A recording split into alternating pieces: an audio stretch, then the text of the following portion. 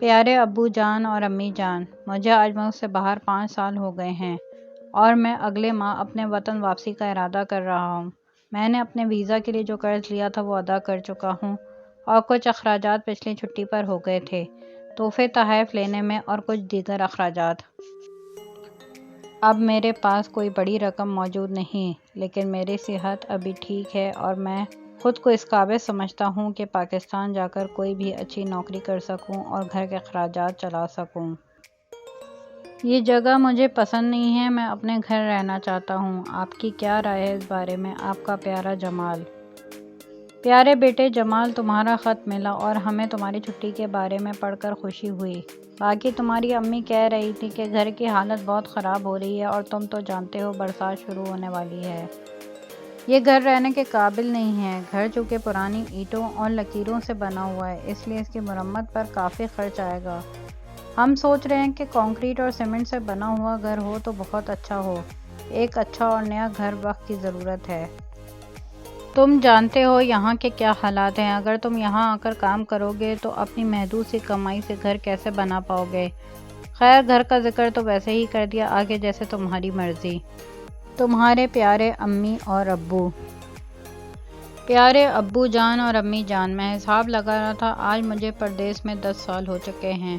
اب میں اکثر تھکا رہتا ہوں، گھر کی بہت یاد آتی ہے اور اس ریگستان میں کوئی ساتھی بھی نہیں ہے۔ میں سوچ رہا ہوں اگلے ماہ ملازمت چھوڑ کر ہمیشہ کے لیے گھر آ جاؤں۔ 10 سال کے عرصے میں الحمدللہ ہمارا پکا گھر بن چکا ہے اور جو ہمارے اوپر جو قرضے تھے وہ بھی میں اتار چکا ہوں۔ اب چاہتا ہوں کہ اپنے وطن آ کر رہنے لگ جاؤں۔ اب پہلے والی ہمت تو نہیں رہی، لیکن پھر بھی کچھ نہ کچھ کر کے ٹیکسی چلا کے گھر کا خرچ چلا لوں گا۔ اس ریگستان سے میرا جی بھر گیا ہے، اب اپنے بچوں کے ساتھ رہنا چاہتا ہوں۔ آپ کی کیا رائے ہے؟ آپ کا پیارا جمال۔ پیارے بیٹے جمال، تمہارا خط ملا اور ہم پچھتا رہے ہیں اس وقت کو جب ہم نے تمہیں باہر جانے دیا۔ تم ہمارے لیے اپنے لڑکپن سے ہی کام کرنے لگ گئے۔ ایک چھوٹی سی بات کہنی تھی بیٹا، تمہاری بہن زینب اب بڑی ہو گئی ہے، اس کی عمر 20 سال سے اوپر ہو گئی ہے۔ اس کی شادی کے لیے کچھ سوچا، کوئی بچت کر رکھی ہے؟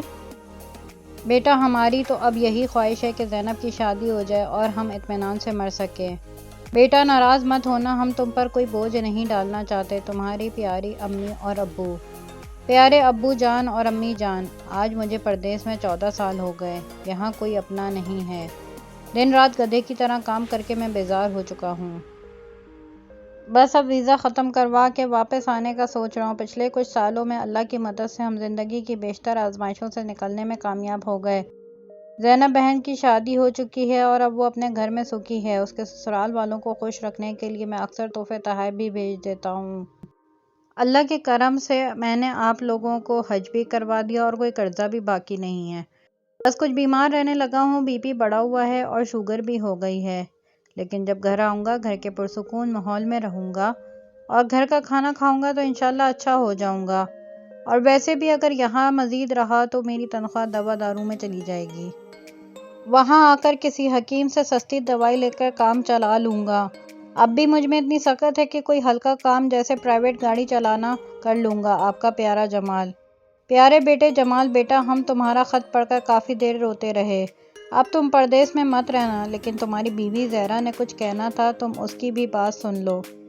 بیوی۔ پیارے جمال، میں نے کبھی آپ کو کسی کام کے لیے مجبور نہیں کیا اور کسی چیز کے لیے کبھی ضد نہیں کی، لیکن اب مجبوری میں کچھ کہنا پڑ رہا ہے۔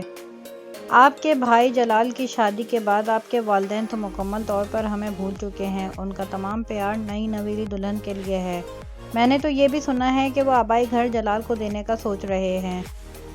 ذرا سوچیے، اگر آپ یہاں آ گئے اور مستقبل میں کبھی اس بات پر جھگڑا ہو گیا تو ہم اپنے چھوٹے چھوٹے بچے لے کر کہاں جائیں گے؟ اپنا گھر ہر انسان کی بنیادی ضرورت ہے۔ آپ کو پتہ ہے سیمنٹ سریا کی قیمتیں کتنی ہیں، مزدوروں کی دہاڑی آسمان سے باتیں کر رہی ہے۔ یہاں رہ کر ہم کبھی بھی اپنا گھر نہیں بنا سکیں گے، لیکن میں آپ کو پریشان نہیں کرنا چاہتی، آپ خود سوچ سمجھ کر فیصلہ کریں۔ آپ کی پیاری زہرا۔ پیاری شریک حیات زہرا، 19واں سال چل رہا ہے پردیس میں اور 20واں بھی جلد ہی ہو جائے گا۔ اللہ کے فضل سے ہمارا نیا علیحدہ گھر مکمل ہو چکا ہے اور گھر میں آج کے دور کی تمام آسائشیں بھی لگ چکی ہیں۔ اب تمام قرضوں کے بوجھ سے کمر سیدھی ہو چکی ہے میری۔ اب میرے پاس ریٹائرمنٹ فنڈ کے سوا کچھ نہیں بچا، میری نوکری کی مدت بھی ختم ہو گئی ہے۔ اس ماہ کے اختتام پر کمپنی میرا ریٹائرمنٹ فنڈ جو کہ 25,000 درہم ہے جاری کر دے گی۔ اتنے لمبے عرصے اپنے گھر والوں سے دور رہنے کے بعد میں بھول ہی گیا ہوں کہ گھر رہنا کیسا ہوتا ہے۔ بہت سے عزیز دنیا سے کوچ کر چکے ہیں اور بہت سو کی شکل تو مجھے بھول گئی، لیکن میں مطمئن ہوں اللہ کے کرم سے کہ میں گھر والوں کو اچھی زندگی مہیا کر سکا اور اپنوں کے کام آ سکا۔ اب بالوں میں چاندی اتر آئی ہے اور طبیعت بھی کچھ اچھی نہیں رہتی۔ ہر ہفتہ 1.5 بار ڈاکٹر کے پاس جانا پڑتا ہے۔ میں واپس آ کر اپنوں میں رہوں گا، اپنی پیاری شریک حیات اور عزیز جان بچوں کے ساتھ۔ تمہارا شریک سفر جمال۔ پیارے جمال، آپ کے آنے کا سن کر میں بہت خوش ہوں۔ چاہے پردیس میں کچھ لمبا ہی قیام ہو گیا، لیکن یہ اچھی خبر ہے۔ مجھے تو آپ کے آنے پر کوئی اعتراض نہیں، لیکن بڑا بیٹا احمد ہے نا، وہ ضد کر رہا ہے کہ یونیورسٹی آف لاہور میں ہی داخلہ لے گا۔ میرٹ تو اس کا بننا نہیں، مگر سیلف فائنانس سے داخلہ مل ہی جائے گا۔ کہتا ہے جن کے ابو باہر ہوتے ہیں سب یونیورسٹی آف لاہور میں ہی داخلہ لیتے ہیں۔ پہلے سال 4 لاکھ فیس ہے اور اگلے 3 سال میں ہر سال 3 لاکھ، اور ہم نے پتہ کروایا ہے یونیورسٹی والے انسٹالمنٹ میں فیس بھرنے پر راضی ہو گئے ہیں۔